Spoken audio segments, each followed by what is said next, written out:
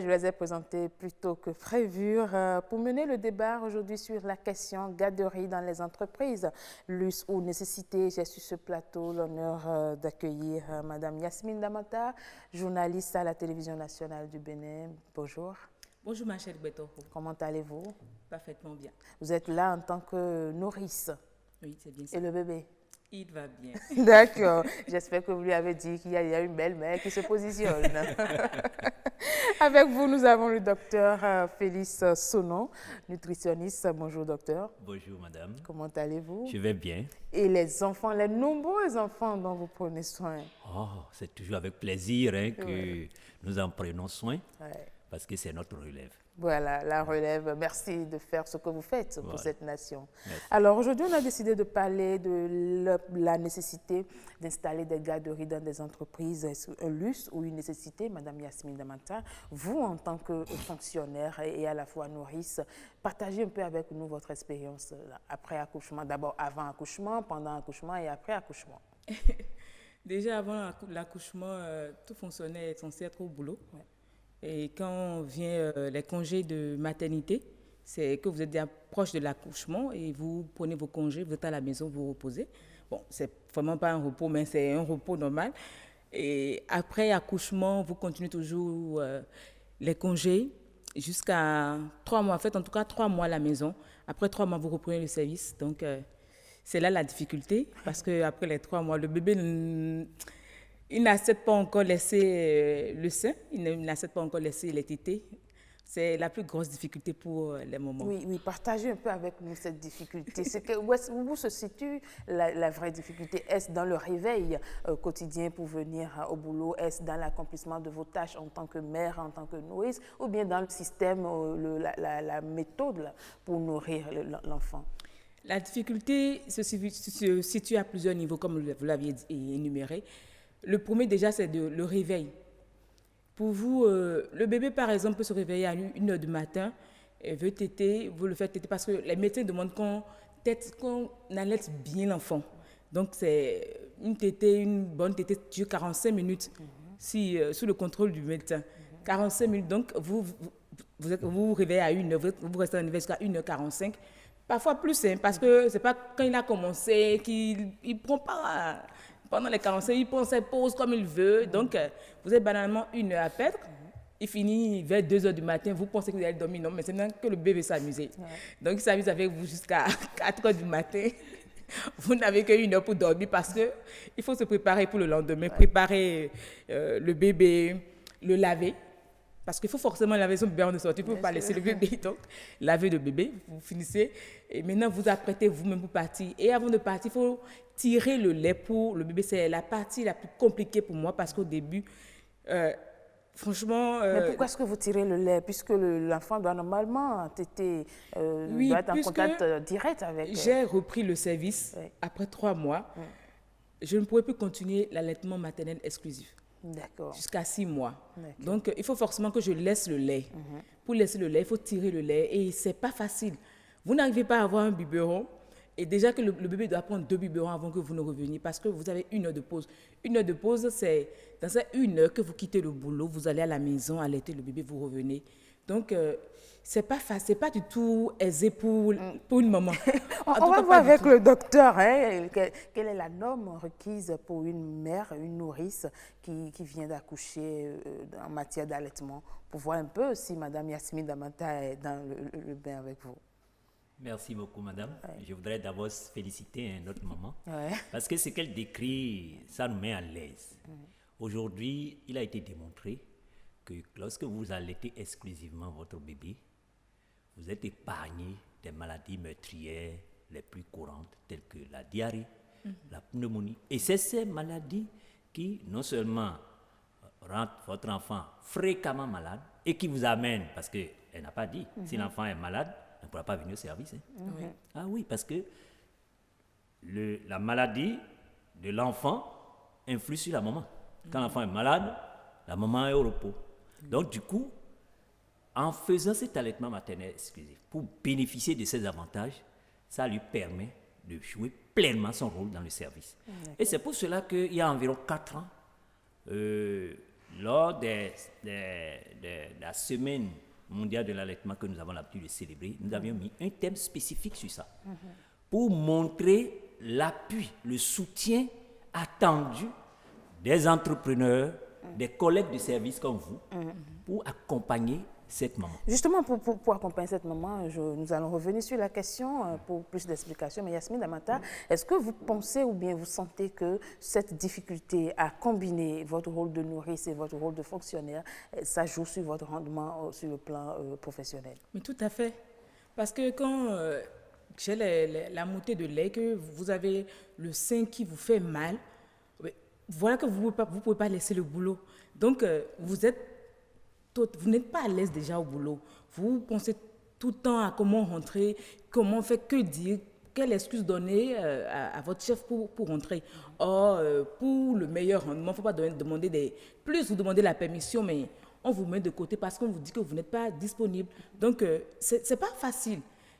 Ce que je n'ai même pas dit, c'est que je n'ai pas pu faire l'allaitement exclusif jusqu'à 6 mois pour mon bébé. Parce qu'à un moment donné, pour donner aussi un bon rendement sur mon lieu de travail, j'ai dû carrément donner du lait artificiel à mon bébé. J'ai dû faire l'allaitement mixte qui devait commencer à 6 mois. D'accord, je vois le docteur qui réagit. Voilà les difficultés auxquelles elle est confrontée. Et elle dit qu'elle n'a même pas pu aller jusqu'au bout. C'est normal, parce qu'elle doit être présente sur son lieu de travail. Mais est-ce que ça n'a pas, vous avez déjà énuméré quelques conséquences sur la santé de l'enfant, mais sur la santé de la maman aussi, est-ce qu'il n'y a pas quand même, je vais dire, des risques sur soi de cette manière à l'allaitement de l'enfant? Merci beaucoup. Alors, lorsque, en matière d'allaitement maternel exclusif, vous n'atteignez pas les 6 mois, tout le potentiel de l'allaitement maternel, vous le perdez au fur et à mesure. Plus la durée de l'allaitement maternel exclusif est longue pour atteindre les 6 mois, plus votre enfant jouit de tout ce qu'il y a comme bénéfice. Et ça, c'est important. Alors, elle a dit, c'est des réalités que nous vivons. Et ça fait là toute la difficulté que nous avons aujourd'hui. Parce que dans la réglementation de la maman allaitante au service aujourd'hui, vous ne pouvez pas, les congés, c'est 6 semaines avant l'accouchement et 8 semaines après l'accouchement. Du coup, après 2 mois, la maman doit rejoindre le service. Et les problèmes commencent. Alors, nous nous sommes dit, qu'est-ce qu'il faut faire? Et j'ai été heureux quand elle m'a dit, elle fait l'expression du lait qu'elle dépose. Je crois que c'est l'alternative. Et nous sommes allés loin dans ça. Et aujourd'hui, nous conseillons même que vous pouvez venir avec vos glacières au service. Vous avez le dispositif pour extraire votre lait. Vous allez le mettre dedans. Et quand vous allez à la maison, parce que ce lait, même si vous laissez à la température ambiante, ça peut faire 24 heures. D'accord. Oui, mais en temps, dans ce processus d'allaitement, vous avez dit la difficulté, c'est que vous laissez votre enfant à la maison, vous-même vous êtes au service. Mais il y a aujourd'hui les garderies qui accueillent ces bébés où vous pouvez, entre 1 et 2, aller rapidement à la garderie pour nourrir votre enfant. Pourquoi vous avez encore une difficulté à joindre les deux bouts? La garderie, garderie comme maison, c'est toujours difficile. Parce que se rendre sur le lieu de la garderie, c'est ça la difficulté. Vous pouvez faire un accident. Et vous pouvez même être en retard au boulot parce que, étant pressé pour revenir, vous n'allaitez pas bien l'enfant. Donc, la garderie, oui, c'est bien. Même à la maison, déjà, vous pouvez laisser votre enfant à quelqu'un. Mais la difficulté, c'est se rendre à la maison ou se rendre dans la garderie.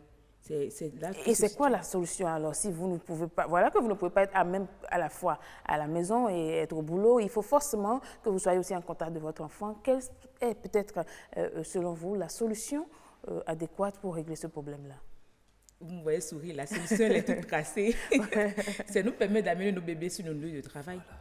Parce que moi j'ai vu dans des pays, la maman qui avait son bébé au dos, elle avait le biberon dans les glaciers, comme l'a dit le médecin, et aux heures de tétée, elle allait donner le biberon à l'enfant ou carrément elle donnait le sein à l'enfant.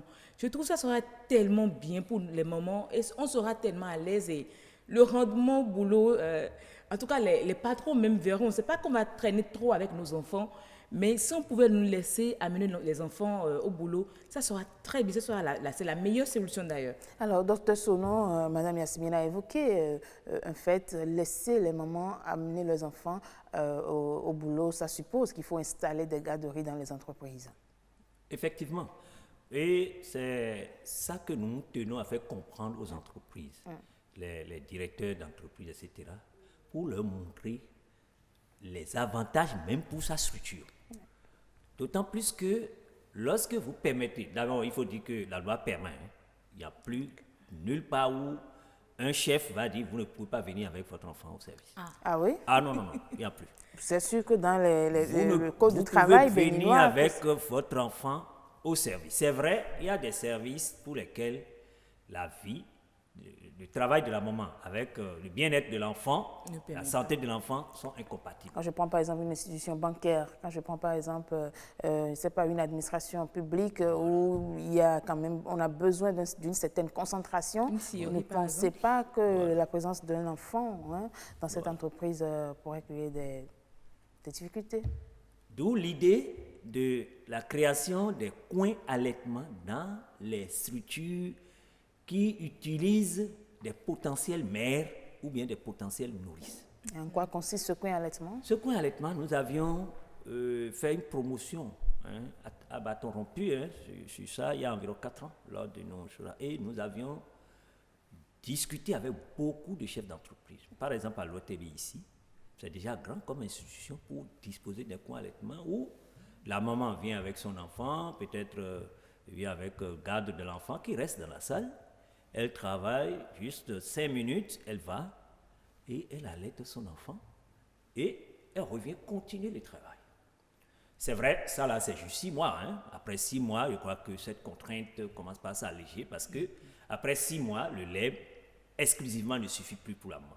Donc, de 2 mois où les congés finissent à 6 mois d'allaitement maternel exclusif, je crois que ça fait 4 mois de différence, ça laisse des contraintes, mais le fait comme ça, les bénéfices dépassent largement les contraintes. Ok. Alors, Madame Yasmine Damata, les bénéfices dépassent largement les contraintes, mais vous, en tant que professionnel déjà, vous maîtrisez votre système. Ne pensez-vous pas que la présence de votre enfant sur votre lieu de travail pourrait vous distraire un temps soit peu?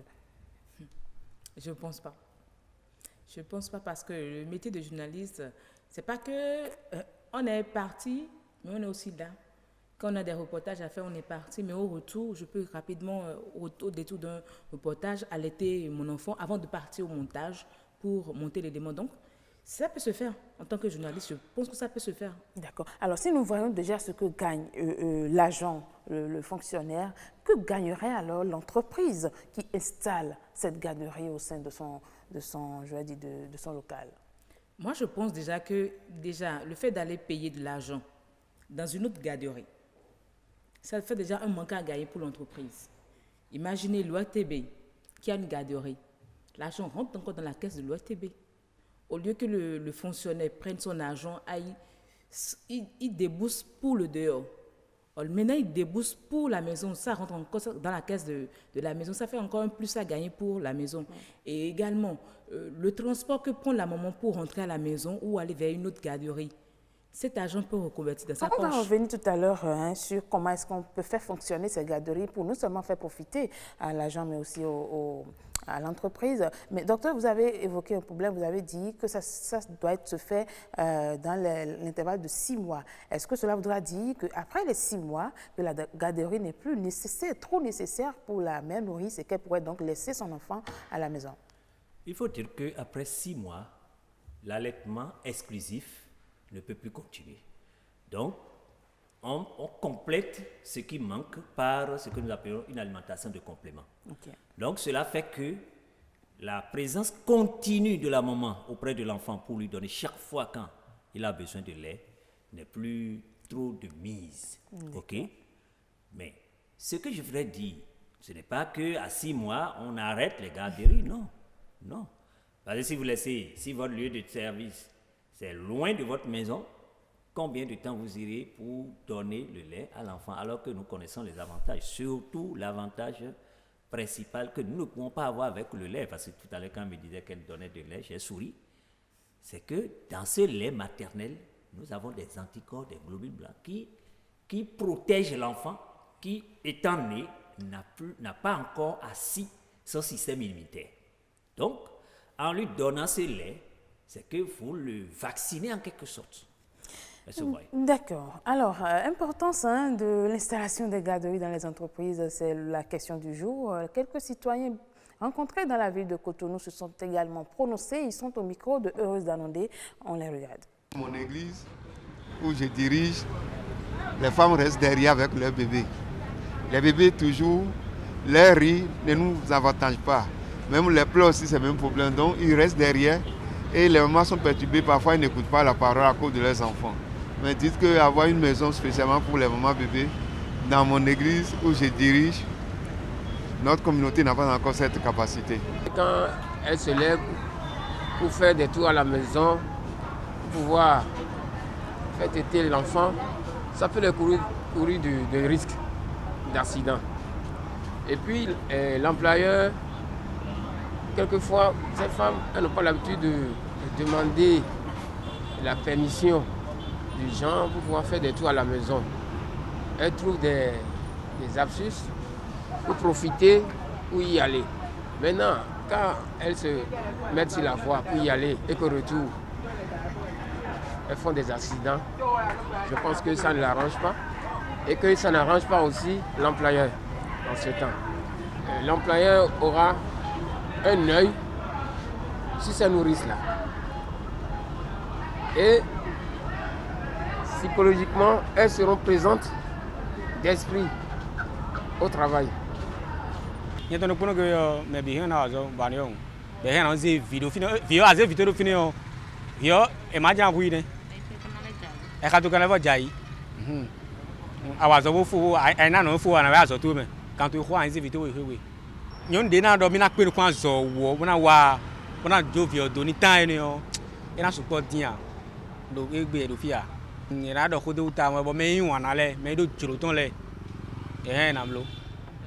Les moments d'activité, c'est à ce moment si les enfants font leur bruit, ça n'arrange pas trop la société. Donc il faut que les choses soient décalées, chacun joue son rôle et l'autre aussi peut changer l'autre. Bon, il fait 2 mois, bien 3 mois, d'autres personnes peuvent venir le relayer. Elle a fini ses congés de maternité. Il n'est pas donné à toute une famille d'avoir de bonnes à la maison. Ça aussi, c'est des dépenses. Si le chef d'entreprise peut organiser ça là et à l'heure où l'enfant va demander à téter, on lui donne son lait maternel, ou bien à une certaine heure. Normalement, si le chef d'entreprise est honnête en tant qu'un être humain et qui a le cœur humain, mais c'est pour quelques temps et pour donner le lait maternel à l'enfant. Ça ne gêne rien. Ok? Donc c'est des initiatives qui, si on peut créer, ça peut changer aussi encore les donnes de notre pays et de nos entreprises. Oui, les avis sont partagés et mitigés, je vais dire. Il y en a qui disent qu'il faut décaler les choses, il faut faire la part des choses, bébé à la maison, maman au service. Il y en a qui sont d'accord sur le fait qu'il faut quand même trouver un consensus pour que les deux soient ensemble. Docteur Sonon, vous avez écouté également les internautes, les citoyens rencontrés. Oui, je crois qu'aujourd'hui, il faut que nous le disions haut et fort que le chef d'entreprise a cette obligation de soutenir la maman et dans ce soutien doit apprêter un coin allaitement et autoriser la maman à venir avec son enfant. C'est vrai, au-delà même du fait que ça s'impose à lui, ça a des avantages, je crois que les gens en ont parlé. Alors, si la maman laisse son enfant à la maison, psychologiquement, elle n'est pas là. Et quand psychologiquement, elle n'est pas là, la rentabilité de la structure baisse. C'est clair, ça, on n'a pas besoin de démontrer. Ouais. Donc, du coup, le chef d'entreprise gagnerait à permettre à sa maman de venir avec son enfant. Okay. Premier élément. Deuxième élément, c'est que la maman qui amène son enfant et qui pratique l'allaitement maternel exclusif, l'enfant tombe rarement malade et il ne sera pas amené à avoir des demandes de permission. Non, c'est le médecin. C'est le médecin qui lui dit tu as 2 semaines, 3 semaines jusqu'à ce que l'enfant guérisse. Oui, mais vous savez, ça, c'est encore possible dans des structures privées et publiques, j'allais dire. Vous savez, le système privé aujourd'hui... Ça s'impose au système privé aussi. Oui, d'accord. Un médecin ne peut pas donner un repos sanitaire à un moment et le chef d'entreprise va refuser, il va tomber sur le coup de la loi. La maman qui a tous les privilèges, je vais dire, en matière de travail, dites-nous un peu, vous avez suivi aussi les réactions des citoyens? Ce qui m'a fait sourire, c'est le monsieur qui dit que les enfants vont pleurer, ça va déranger dans l'entreprise. Non, mais quand on dit coin allaitement, c'est comme le mot coin. C'est pas que c'est au milieu de l'entreprise qu'on va amener les enfants. Il y aura le lieu aménagé pour allaiter les enfants, pour mettre les enfants. Donc, je pense qu'ils ont compris, les hommes ont compris encore plus que c'est plus des hommes qui ont parlé. Ils ont compris que c'est important pour la maman d'allaiter son enfant. L'allaitement, ça crée ce lien entre votre enfant. Et quand vous n'êtes même pas là, c'est comme l'a dit le médecin, vous pensez tout le temps à votre enfant, donc c'est comment faire pour rentrer, vous ne travaillez pas bien. Or, il faut un bon résultat pour... Et puis, moi, par expérience, pour mon premier fils, ça m'a été très facile. J'ai pu faire des 6 mois parce que l'entreprise n'était pas du tout... L'entreprise et ma maison c'était un privé en plus. L'entreprise et la maison étaient côte à côte. À 5 mois, j'ai repris le bébé avait 5 mois quand j'ai repris le service. Je descendais à chaque fois allaiter mon enfant. Dès que je trouve un petit créneau, qu'on n'avait rien à faire, je descendais, j'allaitais mon enfant. Ou c'est ma maman qui m'appelait, il est réveillé. Donc, je demande à mon chef, est-ce que je peux? Il dit, oui, vas-y. Et puis, j'allais allaiter. J'ai fait les 6 mois. Oui, et aujourd'hui, mon enfant se porte bien. Aujourd'hui, Mme Yasmine Damanta, est-ce que vous serez d'accord à ce qu'on défaque ou bien on impute les frais de la gestion de cette garderie de votre salaire? Oui. Je suis d'accord. Parce qu'une chose est de rêver, mais l'autre chose est d'avoir des moyens pour mettre... Mais moi, je suis d'accord. Parce que ça me fait des économies déjà pour le déplacement. Rentrer à chaque fois, ça fait l'aller-retour. Et vous venez d'abord le matin, vous rentrez à midi, vous revenez encore à 15h ou en tout cas après les 1h, vous repartez encore. Ça fait beaucoup pour les frais de dépenses pour l'aller-retour. Donc, et puis, vous-même, vous vous épuisez, vous êtes stressé. Quand vous rentrez, vous ne pouvez pas bien allaiter votre enfant. Donc, l'enfant est là, vous êtes à l'abri, amputé seulement. Comment est-ce que l'entreprise peut capitaliser son investissement? Parce que c'est vrai, de rêver qu'on mette à la disposition du personnel le moyen nécessaire pour leur épanouissement, mais l'autre chose est qu'il faut que l'entreprise également pense à capitaliser son investissement. Comment y arriver? Il faut d'abord faire une nuance. Quand on parle de coin allaitement, ça là, ne gênez pas des charges pour l'entreprise. C'est-à-dire l'entreprise construit un local, mais le dispositif, ce qu'il faut pour la maman, quand elle va là, elle donne à téter. Il y a des entreprises qui vont loin et qui créent carrément une garderie où ils mettent du personnel. Alors, c'est très intelligent pour ces entreprises qui font ça. La rentabilité est multiple. D'abord, c'est que l'enfant qui est gardé au niveau de cette garderie, d'abord, les frais, comme l'a dit Damanta, Yasmine, l'argent rentre encore dans la caisse de l'entreprise. C'est-à-dire la maman qui paye ailleurs pour la garde de son enfant, et paye à l'intérieur et ça rentre dans la caisse de l'entreprise. En plus de ça, c'est qu'elle ne passera pas trop de temps à aller ailleurs. Parce que le temps aussi, c'est de l'argent pour l'entreprise. Il faut capitaliser le temps. Voilà, quand il va quitter le service pour aller à la garderie, allaiter, etc. Donc, en termes de temps, l'entreprise gagne. Autre chose qui mérite d'être soulignée, très rapidement, c'est que l'entreprise qui permet à la maman d'amener son enfant, permet à la maman d'amener son enfant au service, il est en phase avec les nouvelles recommandations de l'OMS. D'accord. Et ça peut jouer sur la qualité managériale de l'entreprise. On va revenir tout à l'heure après l'appel téléphonique. Nous avons déjà notre chef d'entreprise au bout de la ligne. Bonjour, Monsieur Salek Bankoto. Bonjour, madame. Comment allez-vous? Très bien, madame. Merci de participer à cette émission. Merci. Alors, nous parlons de l'importance de l'installation des garderies dans les entreprises. Est-ce aujourd'hui un luxe ou une nécessité? Déjà, en tant que chef d'entreprise, dites-nous de combien de temps dispose la femme ou la nourrice dans le code du travail pour vivre sa période après accouchement? Merci beaucoup. Une femme qui a accouché dispose de 2 mois après son accouchement pour s'occuper de son enfant. Alors, après 2 mois, elle a l'obligation de reprendre service. Et lorsqu'elle reprend service, elle a droit à 1 heure par jour pour s'occuper de son enfant.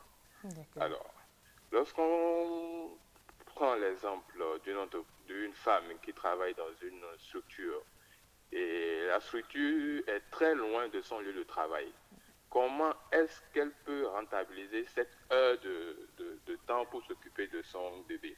Ça va être difficile.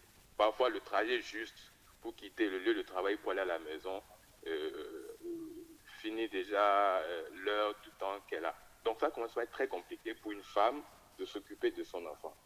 Voilà que l'OMS a recommandé 6 mois exclusifs d'allaitement. Alors, après 2 mois, la femme doit reprendre service. Ça devient compliqué.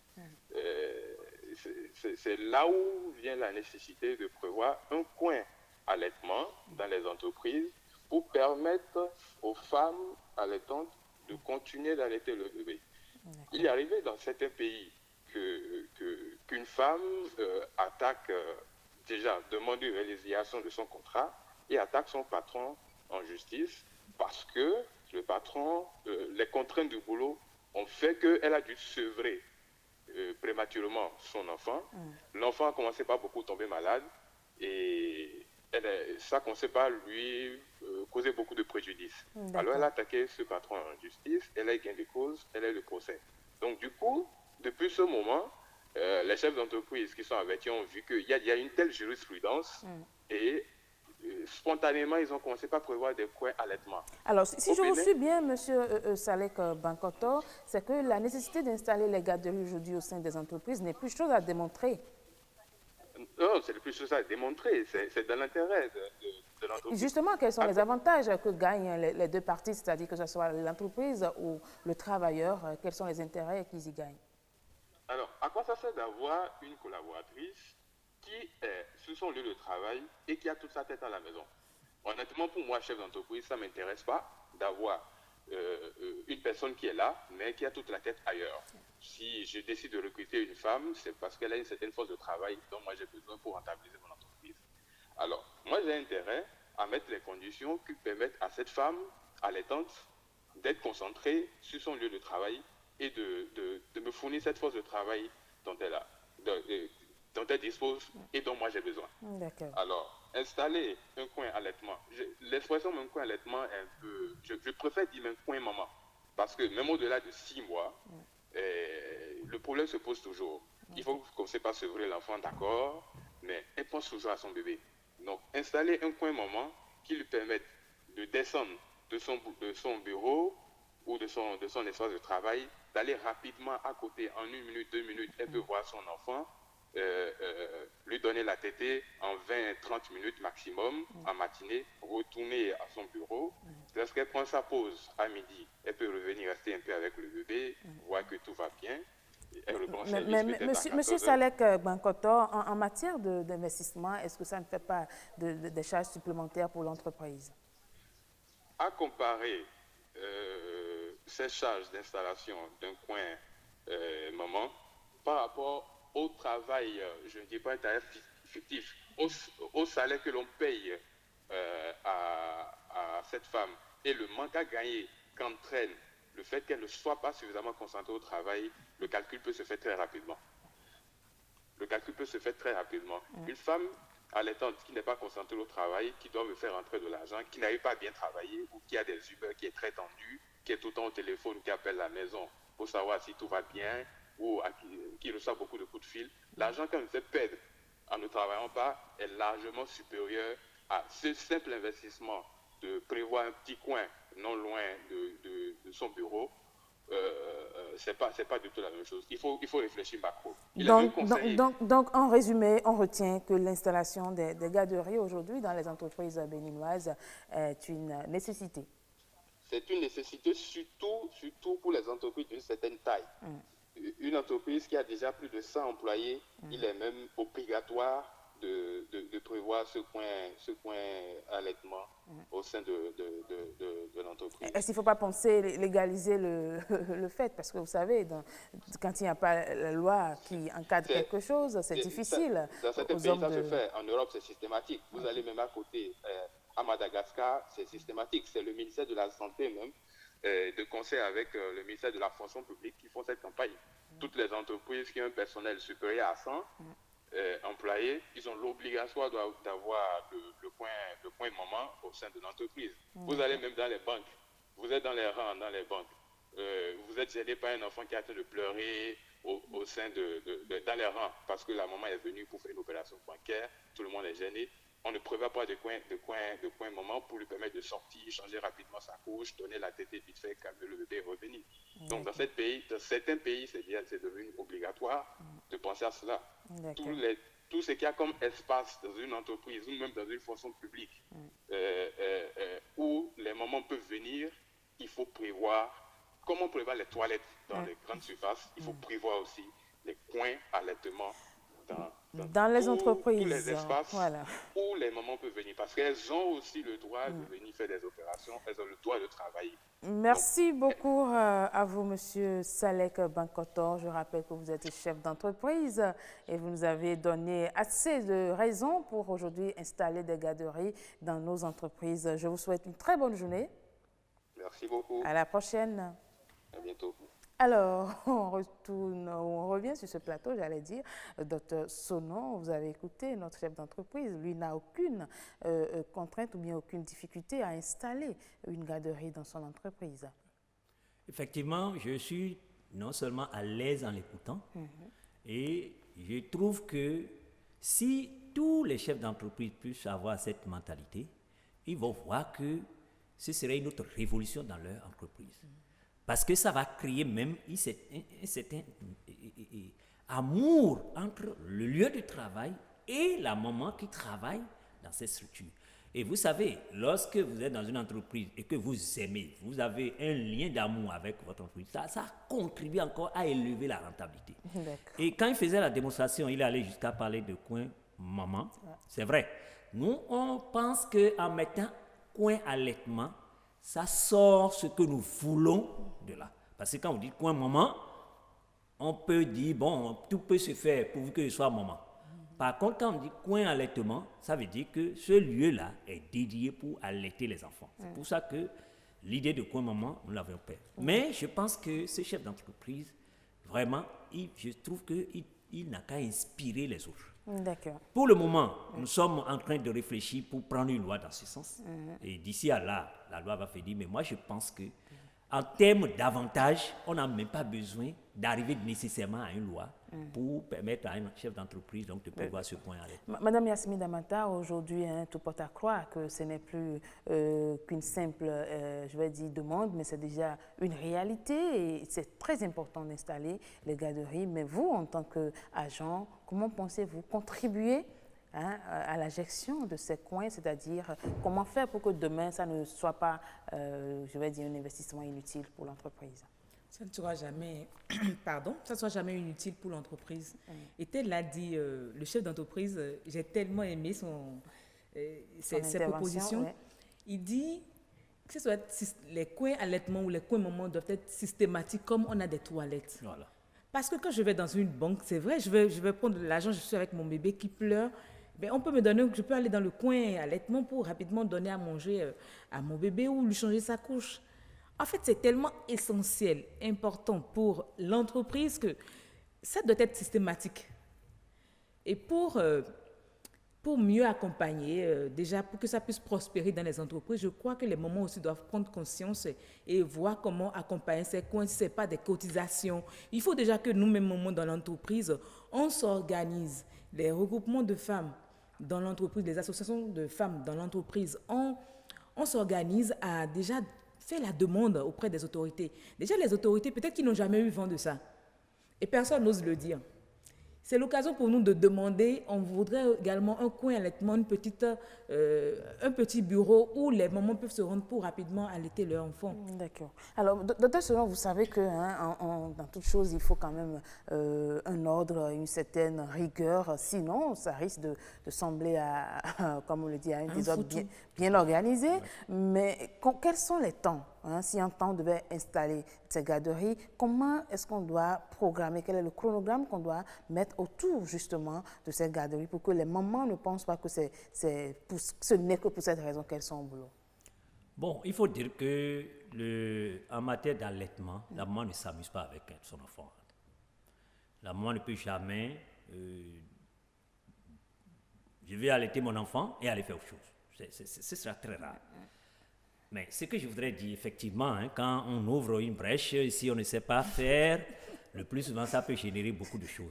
Et moi, je dis dans ça, là, ça renforce encore l'idée du coin allaitement dans la structure.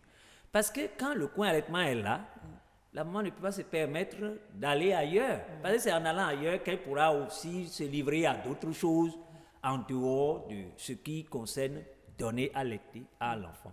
Et j'ai beaucoup aimé, comme l'a dit Yasmine, que ces chefs d'entreprise, en parlant de l'installation systématique comme une toilette, je crois qu'il a tellement décrit que, franchement, moi, je le félicite. D'accord. Voilà. Alors, en dehors de ce chef d'entreprise que nous avons écouté au téléphone, il y a également les internautes qui nous lisent sur notre forum WhatsApp de l'émission Opinion, qui ont également réagi par rapport à la question du jour. Nous allons relayer quelques messages.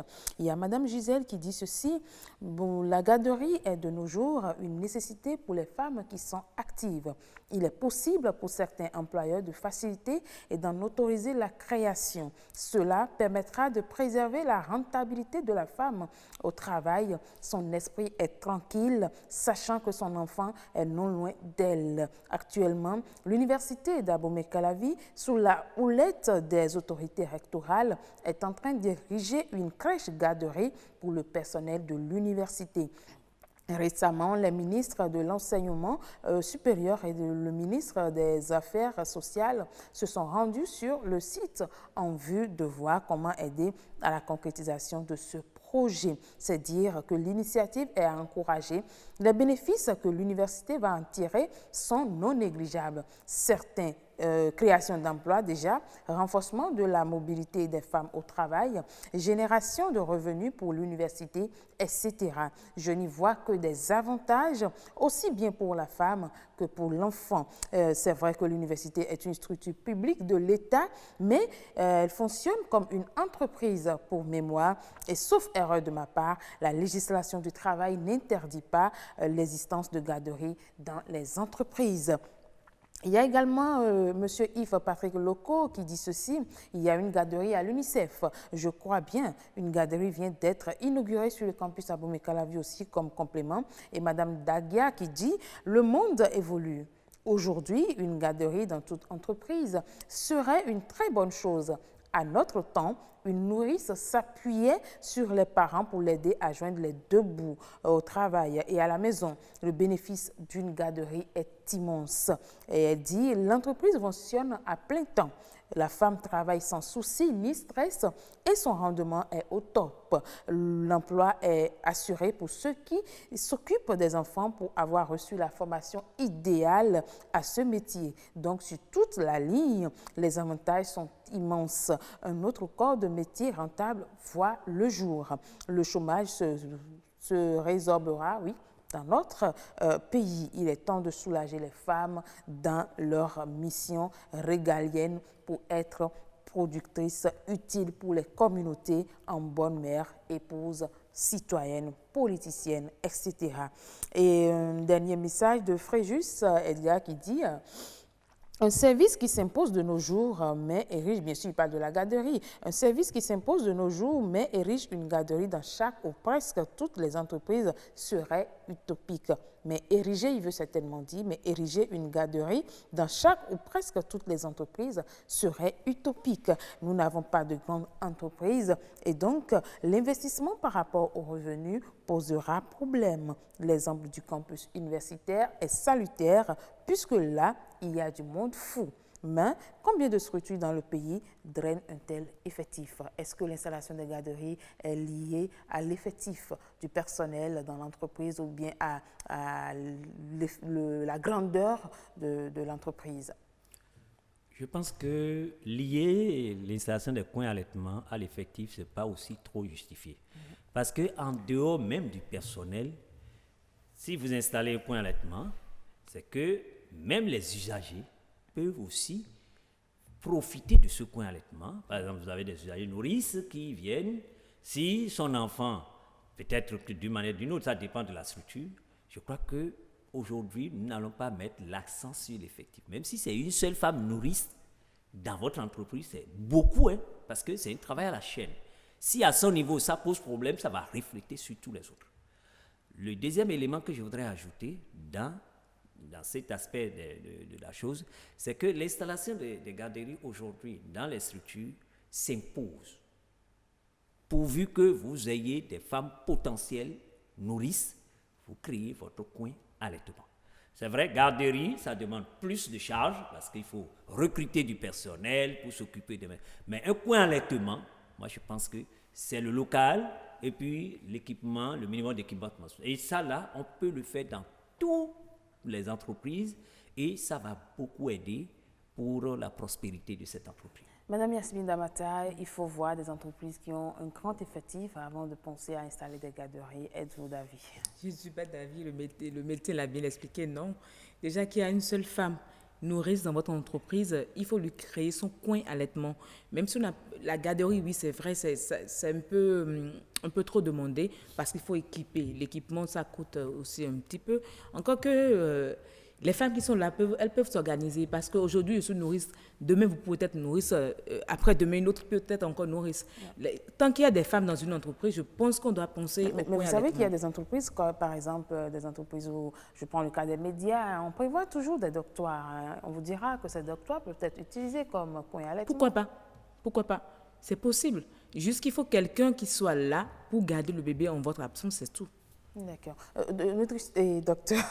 Docteur Sonon, en tant que nutritionniste, est-ce qu'il ne faut pas une certaine, comment dirait-on, hygiène autour de ces coins allaitement? Parce que quand on parle d'allaitement au niveau des bébés, c'est vraiment une question très, très cruciale et il faut faire beaucoup attention. Est-ce qu'on peut transformer n'importe quel coin en coin allaitement ou bien il faut forcément installer des coins allaitement? Je pense qu'on ne va pas transformer n'importe quel coin. Coin allaitement, ça répond à un certain nombre d'équipements, d'éléments qu'on ne peut pas avoir dans n'importe quel dispositif qu'on a dans une structure. Alors, vous avez touché un aspect important, l'hygiène. Parce que le coin allaitement est fréquenté par tout le monde. Et quand toutes les mères peuvent venir là, c'est pratiquement, comme on le dit, c'est le lieu de rassemblement des microbes, etc., etc. Donc, la nécessité d'entretenir ces coins, les sièges, etc., ça doit être au quotidien. Et mieux, en cette période maintenant où les maladies circulent et font des ravages, c'est encore plus d'actualité et avec beaucoup plus de mesures de prévention dans ces coins pour permettre à ce que la maman qui fréquente ces coins allaitement ne s'en sort pas avec. Donc très rapidement, ça veut dire qu'en dehors de ce qu'on règle un problème de rendement sur le plan professionnel pour l'agent, on crée également des opportunités d'emploi. Tout à fait, tout à fait. D'accord. Ouais. Madame Yasmine Damata, des opportunités d'emploi, non seulement en créant la garderie, mais également régler le problème de stabilité d'épanouissement de la femme, mais aussi de rendement de l'entreprise. C'est pour ça que votre thème m'intéresse bien. La garderie, ce n'est pas un luxe, mais c'est une nécessité. D'accord. Alors, si je pense que la conclusion a été tirée, la garderie n'est pas un luxe. Aujourd'hui, c'est une nécessité pour permettre de pallier à plusieurs problèmes à la fois. Parce qu'en tant qu'agent, il faut quand même qu'on établisse ou bien qu'on prévoie des dispositions pour permettre à ces nourrices-là qui apportent un plus à la société, surtout l'éducation d'enfants, d'un enfant du moins, ça c'est très important, mais également le professionnalisme, leur travail, leur rendement ne doit pas être entaché parce qu'elles ont été à la maternité, mais aussi on peut créer des opportunités d'emploi à travers l'installation de ces garderies. Je pense que c'est ce qu'on peut retenir de ce plateau. Merci à vous, chers invités. Merci beaucoup. Merci, Dr Sonon Félix. Merci beaucoup, madame. Je rappelle que vous êtes nutritionniste. Ouais. Merci également à vous, Madame Yasmine Damata. Vous êtes actuellement nourrice et à la fois femme fonctionnaire. Merci d'être là. Merci beaucoup, c'était un plaisir. Et dites à votre bébé qu'il y a des belles-mères qui l'attendent.